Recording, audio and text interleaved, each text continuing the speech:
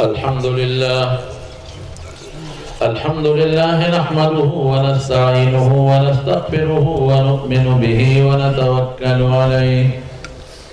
ونعوذ بالله من شرور أنفسنا ومن سيئات أعمالنا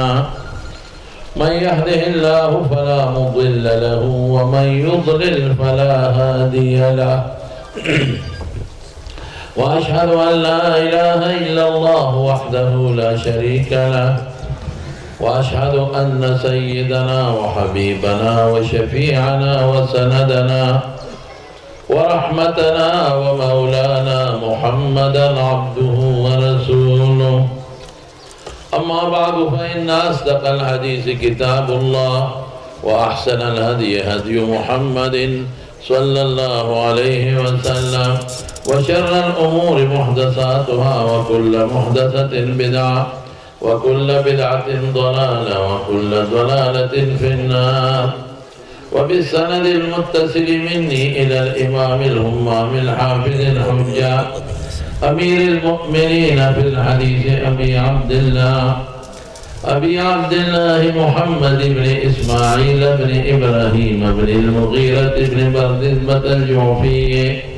اليماني البخاري رحمه الله تعالى ومتعنا بعلومه آمين.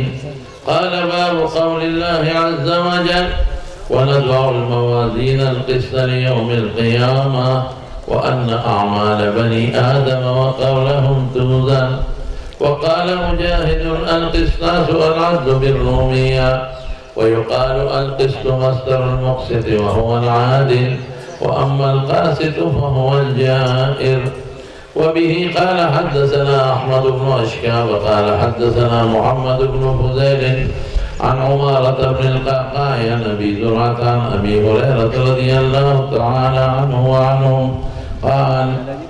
قال النبي صلى الله عليه وسلم كلمتان حبيبتان إلى الرحمن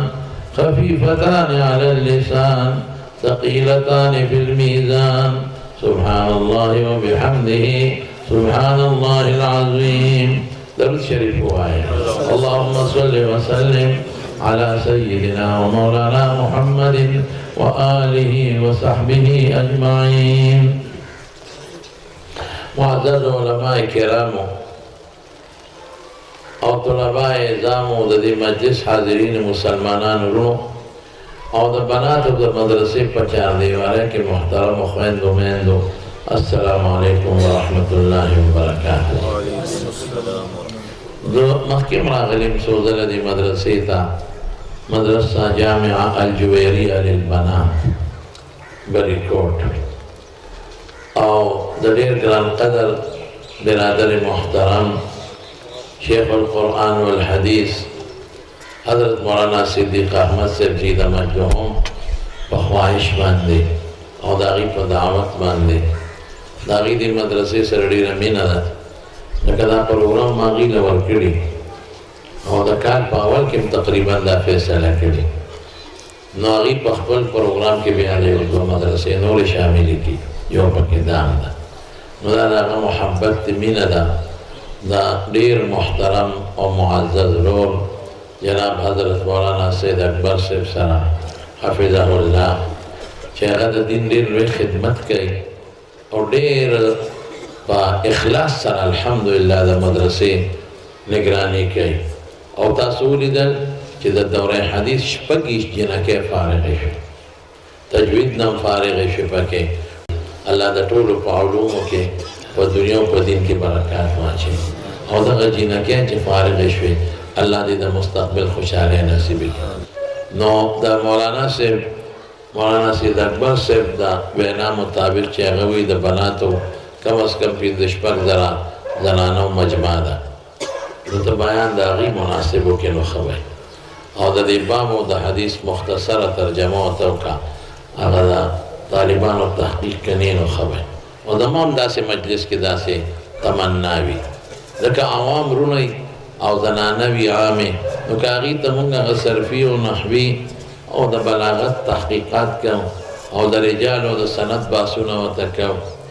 نو هغه رموز او اسرار د حدیث ورته وایو نو هغه ټول عربي اصطلاحات په هغې وی نه پوهېږي عوام هم پې نه شي نو مجلس بې ځایه شي دا شکر دی چې د دم دا خواهش دی نو زه به د دې باب او د حدیث مختصره ترجمه درته وکړم او دو څلور خبرې به راته نو د دې مدرسې متعلقه وکړم د مانو دا کتاب امام بخاري رحمت الله علیه لیکلی دی او امام بخاري صاحب ډېر لوی شخصیت تېر شوی دی اوس هم ګډوډ دی لکه زر زر به ووایم ډېر لوی شخصیت تېر شوی دی او د حدیثو حافظ او حافظ ډېر متقي انسان او دې کتاب له خدای ډېر زیات قبولیت ورکړی صرف یو ټکی دا چې دا کتاب هغه کله راجمع کړو د هغه زمانې په ټوله دنیا چکر یې ولګولی او دی بیا د مسودې نه مبیضې ته اچو یعنې صفا کوم یې نو شروع یې د مکې مکرمې نه کړې ده او بیا باقي کار په مدینه منوره کې فی روضة من ریاض الجنه کړی دی او څومره خواري کړې ده واورئ ښه امام بخاري وایي د هغه الفاظ حافظ ابن حجر نقل کړي دي چې ما كتبت حديثا الا اتصلت وصليت ركعتين واستخرت الله تعالى حتى استيقنت صحته چې دا هر حدیث نه مخکې مې غسل کړی چې لیکم مې او 2 رکعاته نفل مې کړی دي او صلات الاستخاري مې کړی دي نو سره د مقرراتو په دې کتاب کې 19 حدیث دي داسې شوه لکه چې دې کتاب له امام بخاري صاحب 19 کرته غسل کړی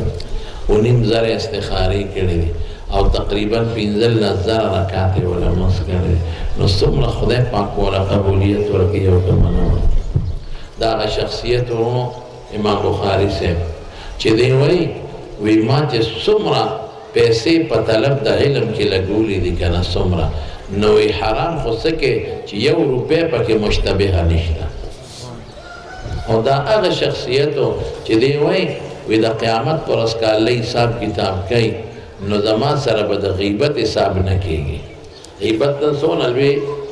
یو داسې مالګه مساله ده چې په هر مجلس کې وي هر څوک یې کوي د غیبت نه څوک نه دی خلاص ترسکون شی دی خلک د بل په عزت ځان مصروف کوي او مشغولی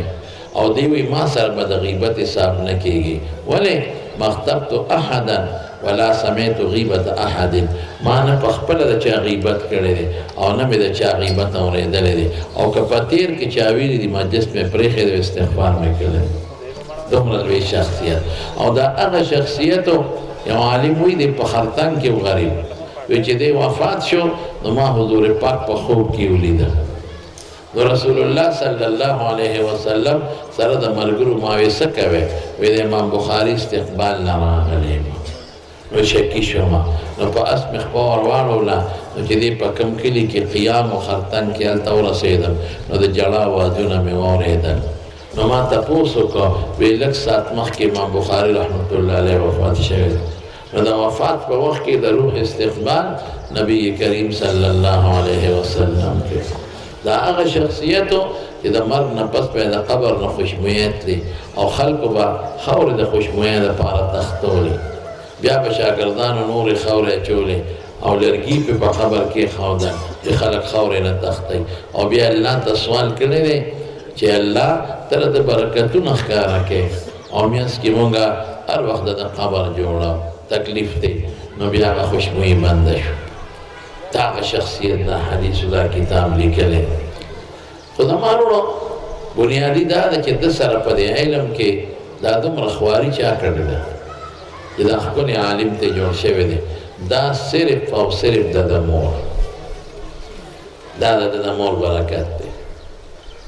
ډېر عالمان د میندو د برکت نه کامیاب شوی دی یو بل نه رخصت اخلی لوی خدای جدائی دا یو بل نه رخصت اخلی لوی خدای جدائی دا د خویندو بیا کلا دا دیدن نصیب کیږي د خویندو